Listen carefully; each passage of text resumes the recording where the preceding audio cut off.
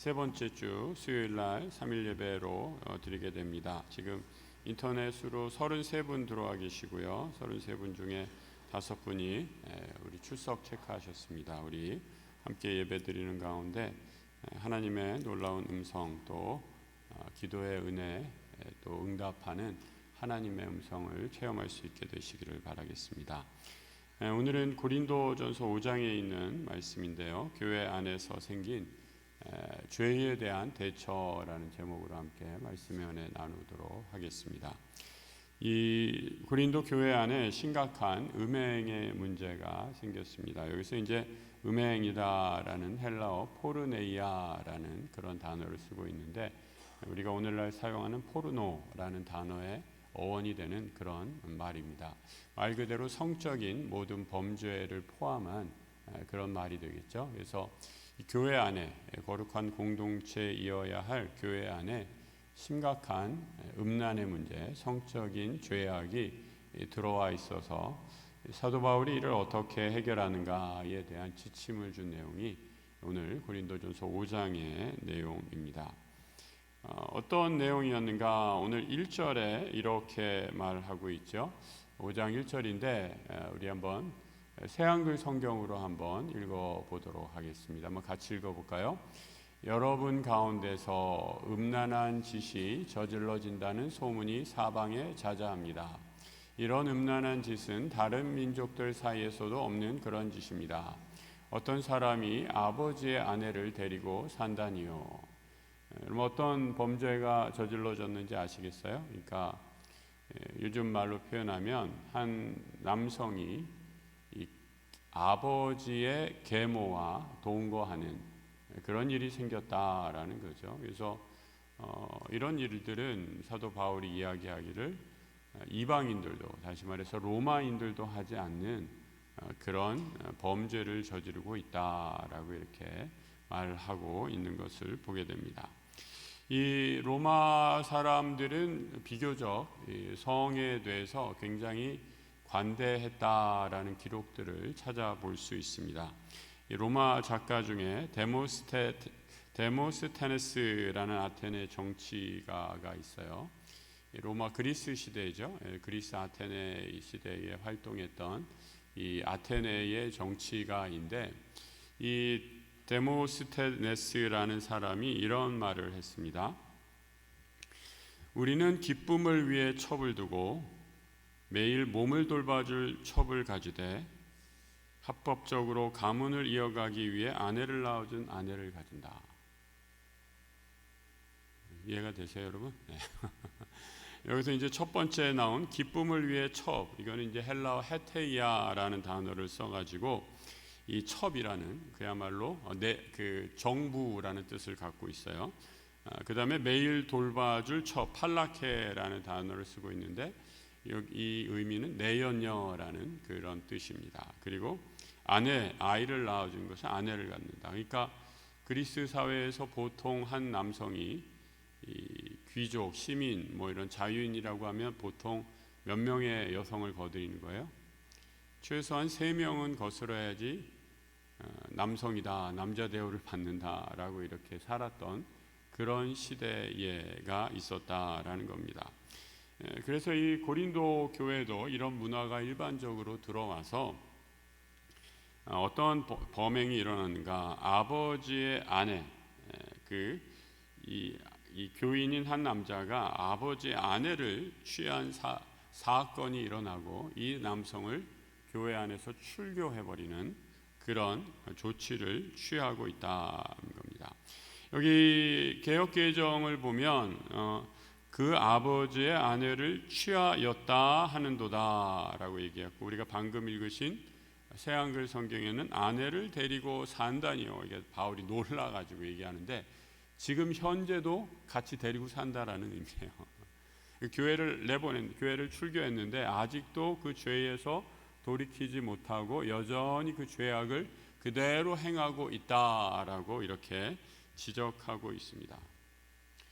그럼 교회 안에 음행의 문제가 있을 수 있어요, 없어요?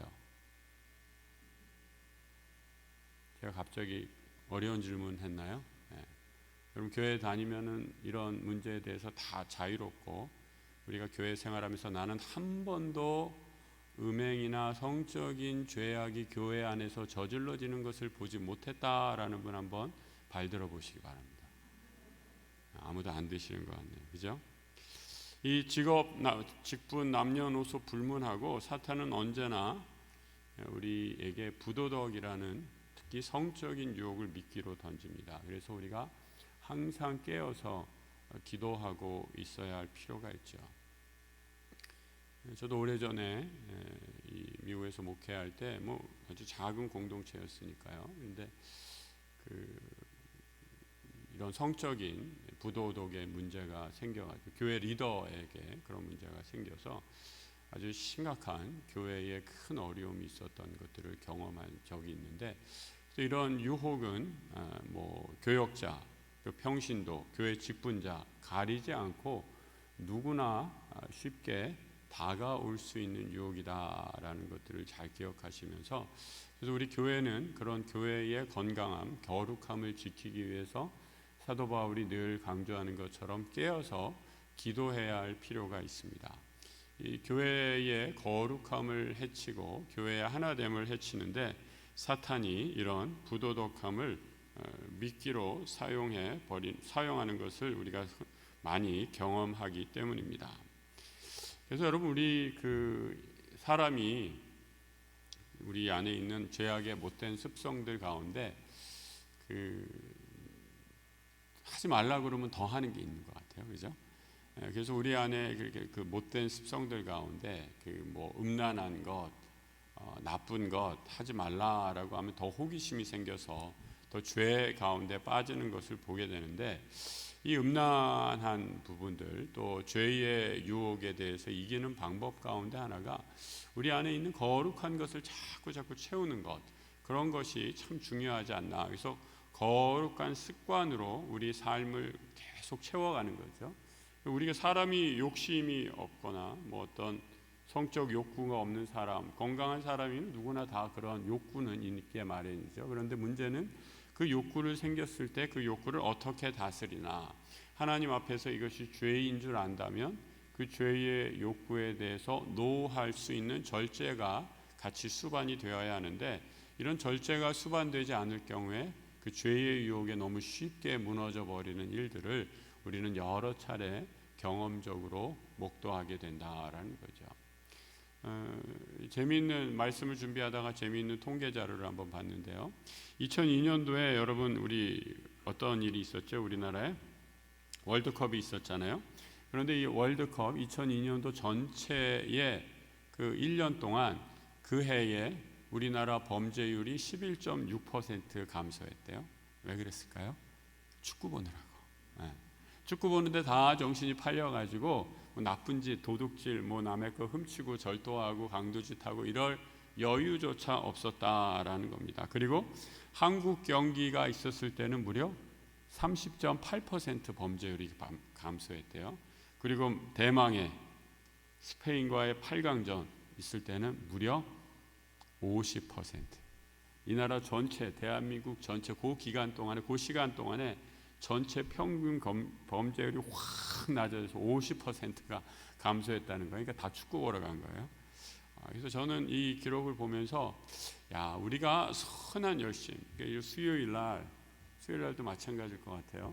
우리가 뭐 드라마 재밌는 거 많이 하고 세상에 많이 재밌는 거 많이 하는데, 이 시간 동안에 우리가 거룩한 습관을 계속해서 채운다면 우리 안에 있는 그런 유혹의 힘을 저항할 수 있는 능력들, 거룩한 힘들이 더 길러지지 않을까라는 생각을 하게 됩니다. 여러분, 우리 길냥이들은 배고프면 계속 쓰레기를 뒤지잖아요. 그런데 요즘에 사람들이 길냥이 불쌍하다고 길냥이 이렇게 좋은 음식 갖다 주면 길냥이들이 이제 어떻게 돼요? 배가 불러가지고 쓰레기 뒤지는 길냥이가 없더라고요. 그러면서 먹이를 갖다 주는 사람들, 선한 사람들을 또 보게 되는데, 우리 인간이 굉장히 복잡하고 또 굉장히 고상한 존재 같지만 아주 단순하게 생각하면 내가 무엇을 보고 내가 무엇을 먹고 내가 무엇을 듣느냐에 따라서 우리의 생각과 사고와 행동과 말이 결정된다라는 겁니다. 그래서 거룩한 것으로, 말씀으로 기도로 늘 우리의 삶을 채워가는 하나님 나라의 거룩한 백성들 되시길, 그래서 모든 음란의 유혹을 물리치는 주의 거룩한 백성들 되시길 주님의 이름으로 축복합니다. 이 음란한 일이 생겼을 때 이 고린도 교회는 어떤 교회였는가? 제가 말씀드렸던 것처럼 미성숙한 교회였어요. 그럼 교회 안에 이 음란의 문제, 죄를 짓는 사람이 생길 수 있습니다. 교회 안에 모든 사람이 다 천사와 같은 성숙한 사람이만 다니는 것이 아니죠. 우리 안에 믿음의 편차, 또 교회에 대해서 생각하는 모든 생각들이 다 달라요. 우리 지난주에 그 3040 모임 처음 했는데 너무 귀한 간증하는 한 집사님 말씀을 들을 수 있었어요. 자기는 교회 다니기 전까지 교회를 전혀 몰랐대요. 교회의 교자도 몰랐는데 아내가 자꾸 가자고 조르니까, 그리고 애 때문에 한두 번 오게 되면서 교회에 나오고, 그러면서 믿음이 생기고, 그 다음에서 말씀이 들어가면서 간증처럼 자기 소개하는 시간에 간증처럼 말씀하시는데 얼마나 은혜가 되는지 몰라요. 뭐라고 그러시냐면, 내가 그 전에는 나만을 위해, 또 우리 식구만을 위해 열심히 일했다면 제 안에 생긴 작은 변화, 자신도 놀라는 변화가 무엇이냐, 말씀을 듣게 된 후에 그거는 하나님이 기뻐하시는 것이 아니지라는 생각이 들면서부터 이전에 아무렇지도 않게 꺼리끼지 않게 행하던 죄들을 행하지 않게 되더라라는 고백을 하시더라고요. 저는 그래서 그 귀한 간증을 듣고 얼마나 감사했는지 몰라요. 그렇구나, 우리 안에 일어나는 변화가 바로 저런 거구나. 성령께서 우리에게 믿음을 주시고 거룩한 영을 우리에게 주셔서 죄를 죄로 깨닫게 되고, 그 죄에 대해서 왜냐면 하나님이 거룩한 영이시니까 그 죄에 대해서 거룩한 영이 반응하는 것, 그것이 바로 우리 안에 성령이 살아계시다라는 증거 아니겠습니까? 그래서 여러분, 이 거룩함을 지키기 위해서 우리가 싸워야 되는데, 고린도 교회에서는 미성숙한 교인들이 이 죄의 문제를 다룰 때 제대로 대처하지 못하고 말았습니다. 어떻게 대처를 했는가? 그냥 그 사람 일이지, 개인의 문제이지라고 하면서 그냥 방치를 해뒀다라는 겁니다. 그렇게 되니까 죄가 온 공동체에 퍼지고 교회 전체를 병들게 했다라고 이렇게 말하고 있습니다. 5장 2절의 말씀을 한번 같이 또 읽어보도록 하죠. 새한글 성경으로 어떻게 고린도 교회가 이 죄에 대해서 반응하고 대처했는가 이렇게 잘 표현해주고 있는데요. 5장 2절을 한번 새한글 성경으로 또 한번 읽어보겠습니다.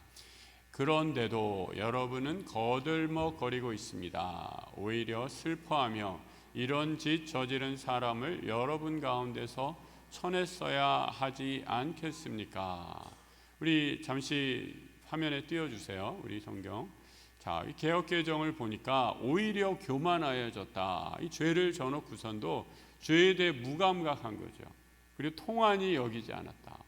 우리 새한글 성경에 슬퍼하지 않는 게 죄에 대해서 아무런 감각이 없는 거예요. 그리고 그 죄를 행한 사람을 공동체 내에서 교회의 거룩함을 지키기 위해서 칠히 쫓아냈어야 되지 않습니까? 라고 하는데, 이런 문제에 대해서 수수방관하고 말았다라고 이렇게 바울이 질책하고 있는 것을 보게 됩니다. 그럼 바울은 어떻게 이런 사람들을 처리했어야 한다라고 말하는가? 좀 아래로 내려가서 5절을 한번 보십시오. 5장 5절 같이 또 새 한글로 읽어볼까요? 이런 자를 사탄에게 넘겨주어 그 몸뚱이는 망하게 하더라도 그의 영은 주님의 날에 구원받게 해야 합니다.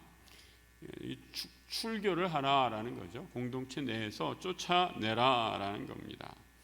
그러니까 영적으로 가늠한 사람, 그 사람에게 또 죄를 범한 사람의 간음의 죄를 범한 사람은 공동체 내에서 쫓아내어서 교회의 공동체가 오염되지 않게 교회의 거룩함을 지키라라고 이렇게 말하고 있는 것입니다.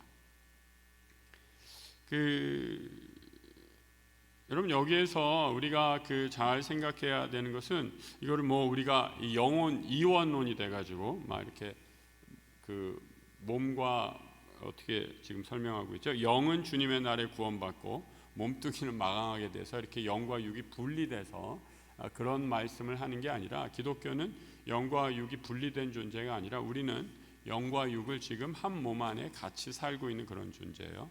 그렇죠?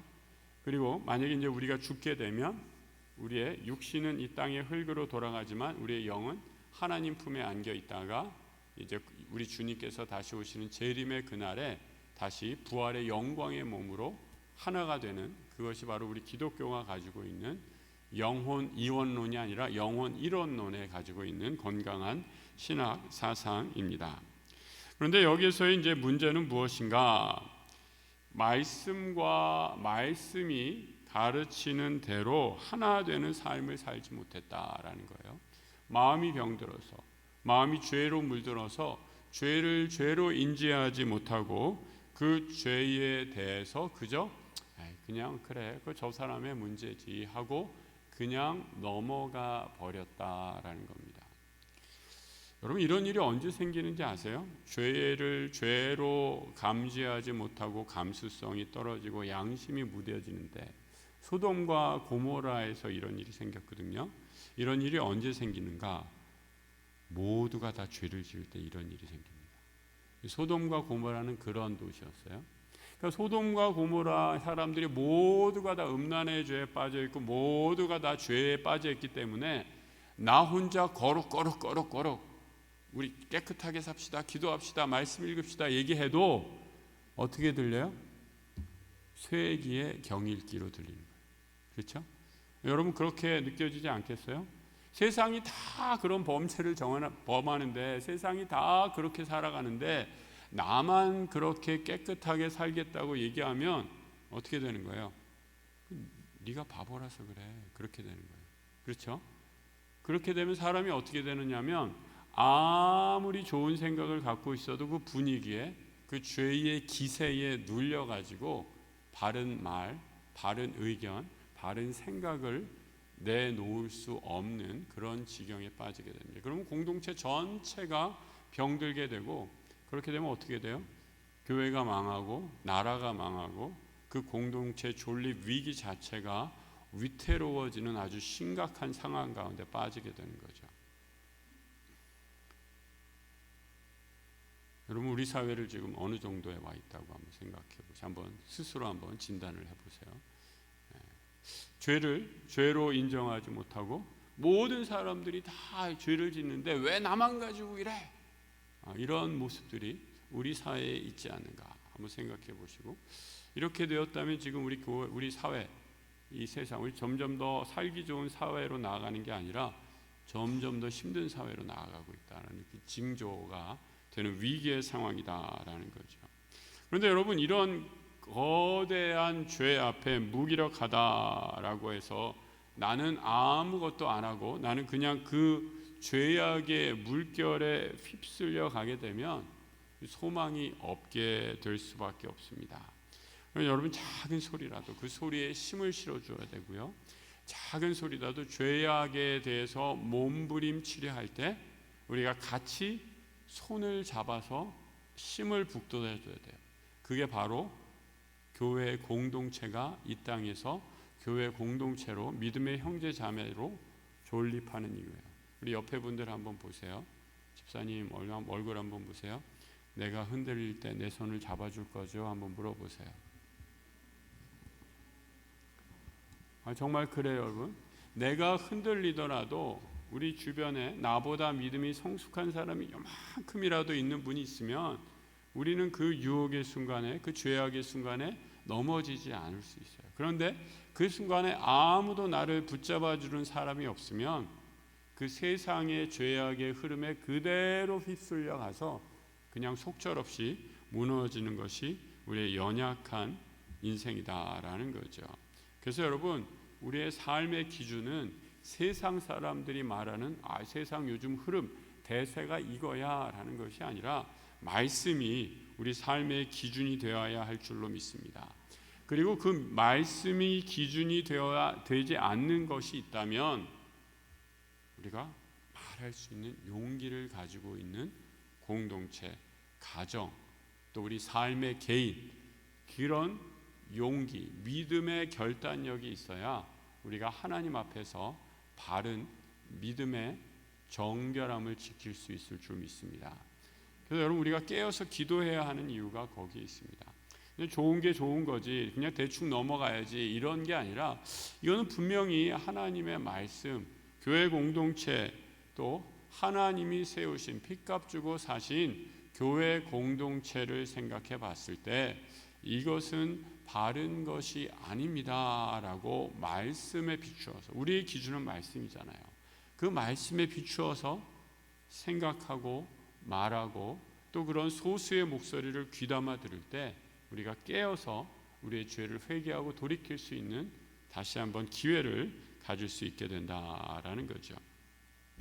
바울은 지금 에베소에 있으면서 내가 영으로는 여기 있지만 육으로는 너를 떠나 있습니다. 그래서 막 이렇게 뭐라 그래요? 요즘에 그 공중부양하듯이 영혼 유체 이탈을 하듯이 이렇게 막 붕붕 떠서 내 영이 왔다 갔다 하면서 얘기한다라는 것이 아니라, 이제 부활의 그날에, 지금은 비록 너희가 헤어져 있지만, 나와 너가 헤어져 있지만 이제 곧 하나가 될 것을 바라보면서 아파하는 마음으로 너희를 위해 기도한다라고 얘기하면서, 성령은 우리가 죄를 지을 때마다 아파하시는 영이다라고 말씀해 주고 있어요. 이것은 데살로니가 전서에 나오는데요, 데살로니가 전서 5장 19절 이하의 말씀인데 우리 같이 한번 읽어보겠습니다. 성령을 소멸하지 말며 예언을 멸시하지 말고 범사에 헤아려 좋은 것을 취하고 악은 어떤 모양이라도 버리라.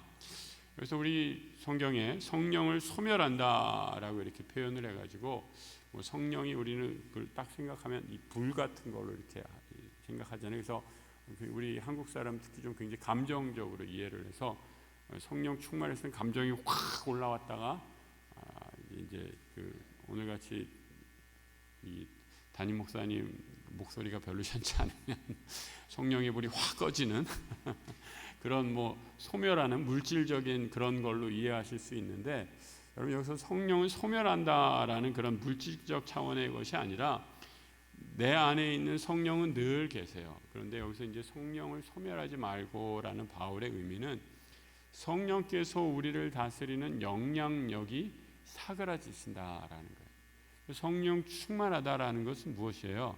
목이 쉬었던 안 쉬었던, 내가 감기에 걸렸던 독감에 걸렸던, 내가 건강하던 병에 걸려 있던, 아무 상관없이 하나님이 나를 다스리시고 성령이 나를 다스리신다는 그 믿음의 고백 위에 있을 때 우리는 성령 충만한 삶을 살 수 있게 된다라는 거죠. 그런데 성령을 소멸한다라는 것은, 이 성령을 소멸하게 될 때는 하나님의 임재, 하나님이 나를 다스리신다라는 그런 임재를 상실해 버리는 거예요. 왜 그렇게 됐어요?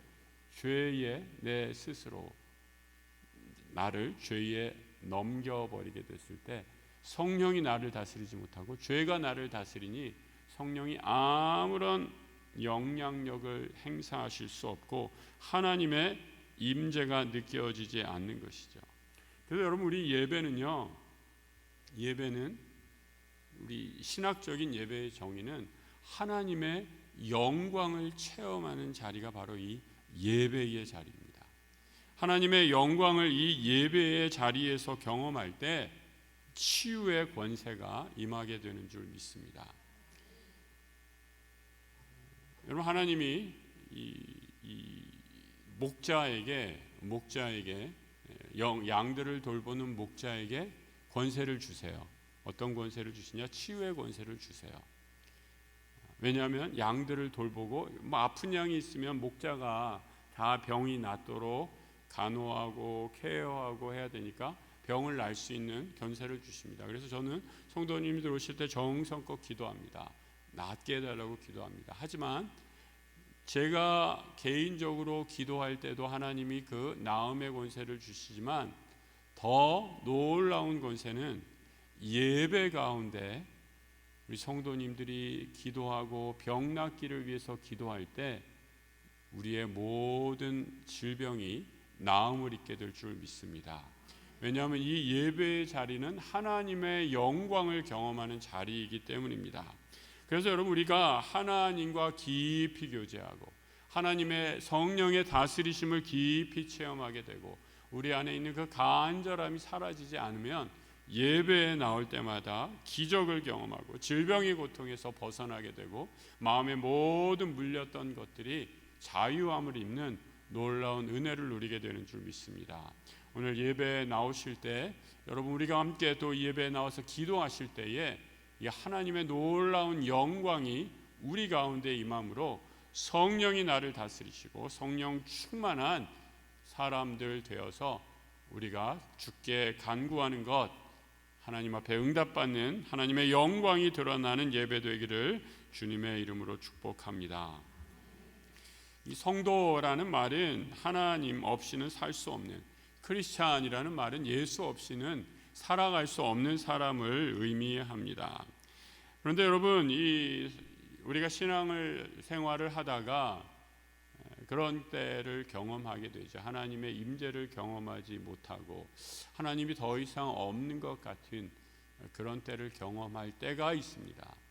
이 다윗도 그럴 때를 경험했죠. 하나님의 사람이라고 하는 다윗도 그럴 때를 경험했습니다. 13편 1절, 13편 시편 13편 1절의 말씀인데 같이 한번 읽어볼까요? 여호와여, 어느 때까지이니까 나를 영원히 잊으셨나이까? 주의 얼굴을 어느 때까지 숨기시겠나이까? 여러분, 이 하나님을 만나지 못하는 이 다윗의 하나님이 아무런 음성을 들려주시는 것 같지 않는 다윗의 그 답답한 심정이 여러분 느껴지세요? 얼마나 지금 하나님 나를 영원히 잊은 것 아니세요? 하고 막 너무 괴로워하는 거예요. 근데 우리는 어때요, 여러분? 하나님이 응답하시든 말든 나는 내 삶을 사고 하나님은 저 위에 계시고, 그러니까 이런 간절함이 느껴지지 못할 때가 있는 건 아닌지 모르겠어요. 그런데 여러분, 하나님 없이 사는 거 다윗은 견딜 수도 없었어요. 단 1분 1초도 견딜 수가 없었어요. 그래서 하나님, 왜 나를 잊으셨습니까? 나를 영원히 잊으셨습니까? 왜 주님의 얼굴을, 하나님의 그 거룩하심을 나에게 숨기십니까? 라고 탄식하면서 간절히 지금 기도하고 있는 것입니다. 그래서 죄에 대해서 하나님이 우리에게 죄에 대해서 죄다라고 말씀하실 때 성경이 분명히 있잖아요. 성경이 우리에게 죄다라고 하고 그것이 우리 마음의 양심의 거침이 되어서 하나님, 이건 하나님이 원하시는 것이 아니군요 라는 생각이 들 때는 그 즉시로 돌이키시는 것이 하나님의 임재를 경험하는 삶입니다. 하나님이 아니다라고 하시는데도 그대로 죄의 길에 머물러 있다면 이는 하나님의 성령을 소멸케 하는 죄를 범하는 것이다 라는 것을 꼭 기억하시고, 죄에 대해서 미성숙하게 대처하지 마시고 하나님이 죄다 알려주실 때 그 즉시로 죄와는 절연, 노하고 죄로부터 돌이키는 회개의 역사, 거룩을 지키려는 노력을 할 때 하나님이 우리를 성령으로 다스려 주실 줄 믿습니다. 바울은 죄에 대해서 단호한 대처를 하라라고 하면서 오늘 13절에 이렇게 말씀하고 있습니다. 5장 13절인데요. 우리 새한글 성경으로 한번 내쫓으라 라고 이제 개역 성경에서 이렇게 얘기했는데 새한글 성경으로 한번 같이 읽어볼까요? 교회 바깥 사람들은 하나님이 심판하실 겁니다. 여러분 자신들한테서 그 악한 사람을 쳐내버리세요. 무섭게 얘기하죠. 쳐내버리세요. 개역성경 내쫓으라. 죄에 대해서는 단호하고 엄격해야 한다라는 겁니다. 그리고 비유하기를 이 작은 죄 하나를 그냥 내버려 두면 마치 누룩이 빵 온 덩이에 퍼져서 다 곰팡이가 쓸어서 못 먹게 되는 것처럼 교회 공동체 전체가 다 병들고 상하게 된다라고 말하고 있습니다. 이 출교 또 교회에서 내쫓으라라는 것은 굉장히 이제 그 교회에서 할 수 있는 강력한 징계의 수단이다라는데 여러분 우리가 이거를 잘 받아들이셔야 돼요. 현대 교회는 사실 징계의 의미, 권징의 의미를 많이 상실을 했습니다. 그런데 말씀 듣고 졸다가 들으셔가지고 우리 교회에 문제 피는 그 사람 내쫓아버렸으면 좋겠네 이렇게 생각하는데 함부로 사용하시면 안 돼요. 바울이 여기서 내쫓으라라는 말의 의미는 굉장히 제한적으로 사용한 것을 보게 돼요. 어떻게 제한적으로 사용했냐?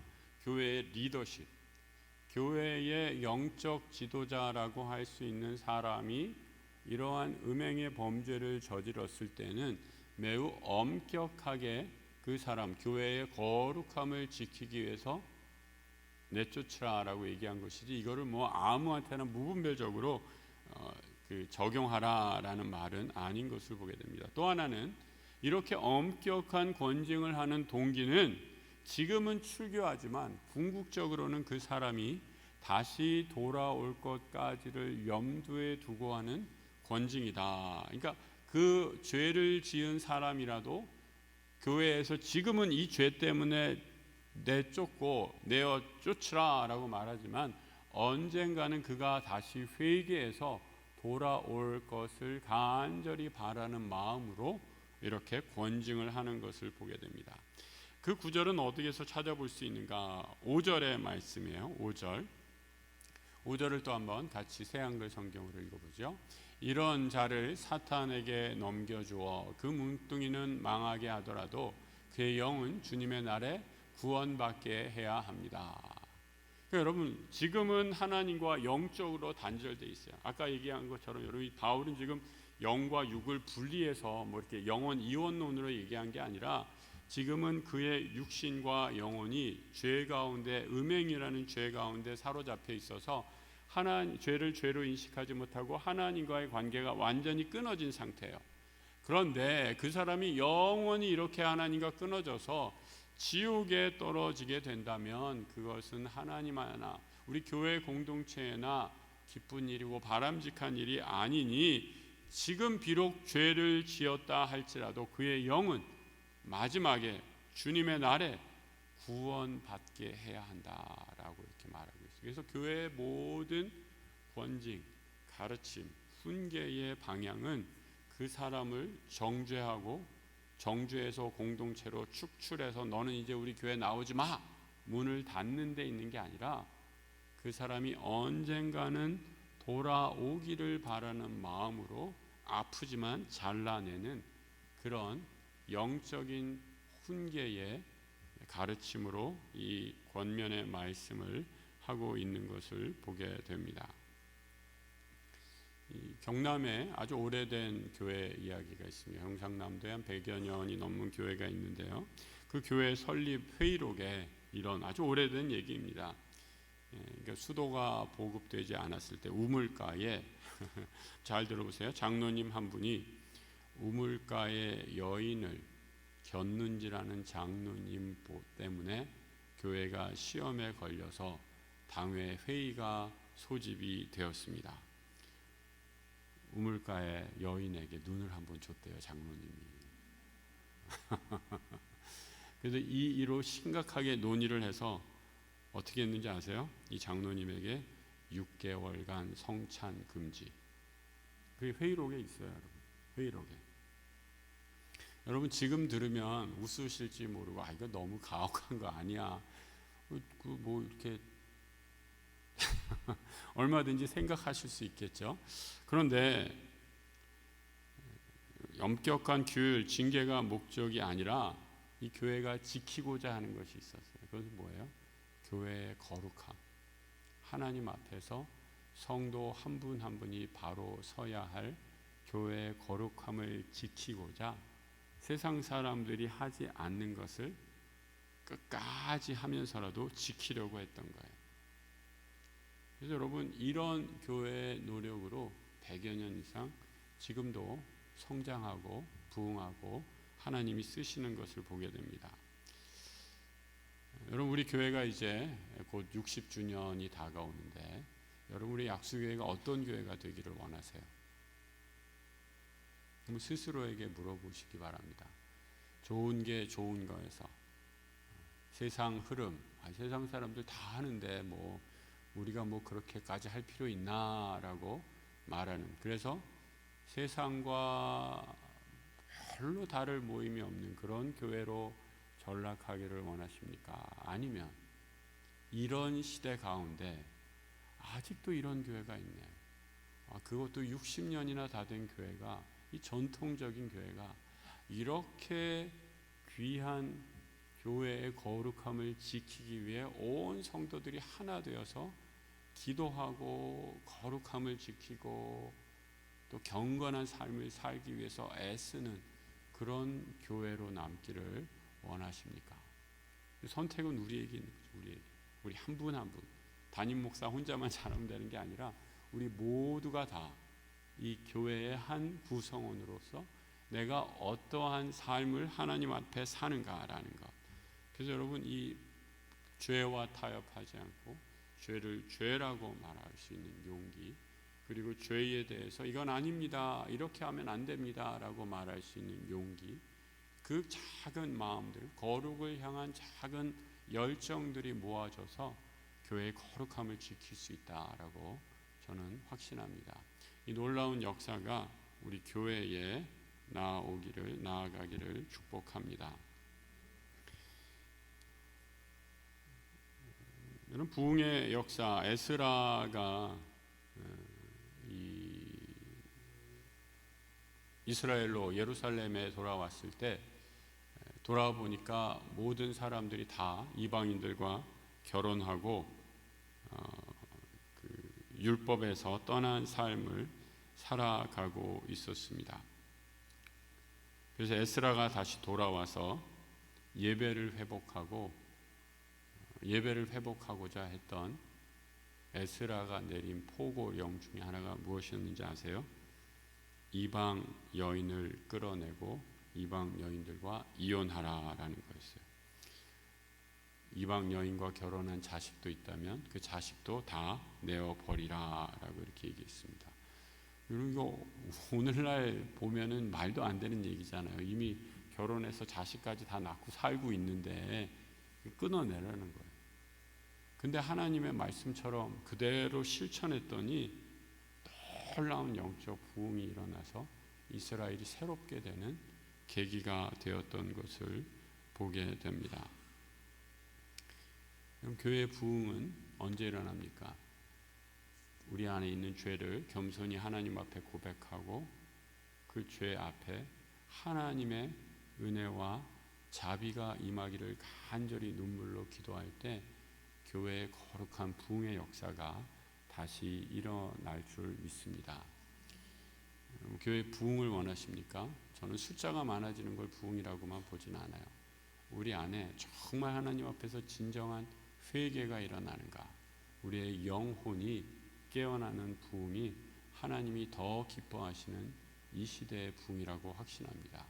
오늘 고린도전서 5장에서 요즘에 제일 민감한 문제이죠. 요즘에 모르겠어요. 오늘 이 자리에 청년들이 이 설교를 들으시는데 우리 청년들이 제 설교를 듣고 우리 목사님 무슨 꼰대 같은 소리 하나 하는 그런 생각이 들지 모르겠어요. 그런데 여러분 한번 오늘 말씀을 통해서 한번 잘 생각해 보십시오. 이 현대의 굉장히 이제 성문화들, 이제는 우리의 어르신들이 생각하는 그런 한계를 뛰어넘어서 우리 현대 사회에서 이 성에 대한 모랄, 도덕이 굉장히 급변하고 있는데 이런 시대 가운데 여러분을 어떻게 지킬 수 있을까 한번 스스로 고민해 보시기 바랍니다. 말씀으로 돌아가서 하나님 말씀을 우리가 잘 잡고 그 말씀 가운데서 살아가는 지혜로운 하나님 나라의 백성들 되시기를 축복합니다.